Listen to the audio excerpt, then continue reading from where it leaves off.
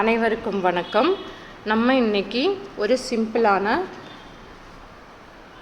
மணத்தக்காளி கீரை பொரியல் எப்படி பண்ணுறது, சுக்கிட்டி கீரை பொரியல் எப்படி பண்ணுறது அப்படின்னு பார்க்கலாம்.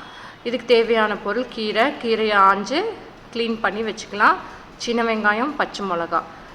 கடாயை ஸ்டவ்வில் வச்சுட்டு ஆன் பண்ணிவிட்டு தேவையான அளவு எண்ணெய் போட்டுக்கலாம். உங்களுக்கு எந்த எண்ணெய் யூஸ் பண்ணுறீங்களோ அது யூஸ் பண்ணிக்கலாம். கொஞ்சமாக போட்டால் போதும், ஒரு அரை ஸ்பூன் போட்டால் போதும், ரொம்ப எண்ணெய் தேவையில்லை. எண்ணெய் நல்லா காயிட்டுங்க.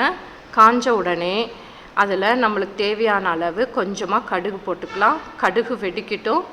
கடுகு நல்லா வெடித்த உடனே நம்ம முதல்ல பச்சை மிளகா போடுறோம். அது வெடிக்கவே நம்ம கட் பண்ணி வச்சுருந்த வெங்காயத்தையும் போட்டுறோம்.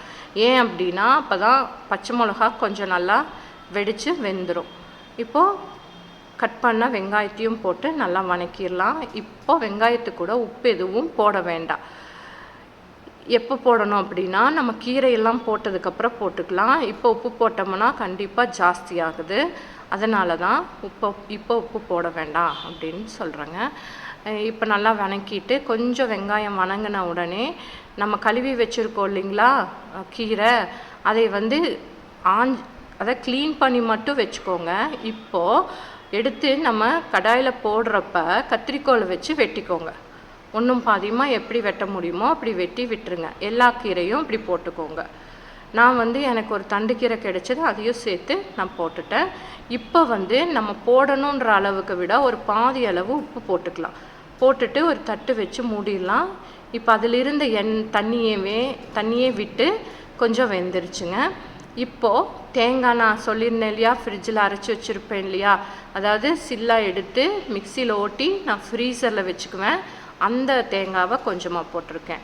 இப்போது ஒரு 2 minutes தட்டு போட்டு மூடுனா அந்த தேங்காய் என்ன ஆகிடும், நல்லா உதிர்ந்து வந்துடும். இப்போது கிளறதுக்கு நம்ம கரண்டி யூஸ் பண்ணாமல் மைகோதியை யூஸ் பண்ணி கிளறி விடுங்க. அப்போ என்ன ஆகும்னா கீரையெல்லாம் வெந்து உருண்டையாக ஆகாமல் உதிரியாக வருதுங்க. இதுதான் இந்த கீரை பொரியலில் நான் சொல்கிற டிப்ஸு. இப்படி உதிரியாக வர்றதுக்கு இந்த மைகோதியில் வச்சு கிளறதுனால நம்மளுக்கு யூஸ்ஃபுல்லாக இருக்குது. இப்போ நம்மளுடைய கீரையில் இருக்கிற தண்ணியெல்லாம் நல்லா வற்றிருச்சுங்க. நம்மளுடைய கீரை பொரியல் ரெடி ஆயிருச்சு.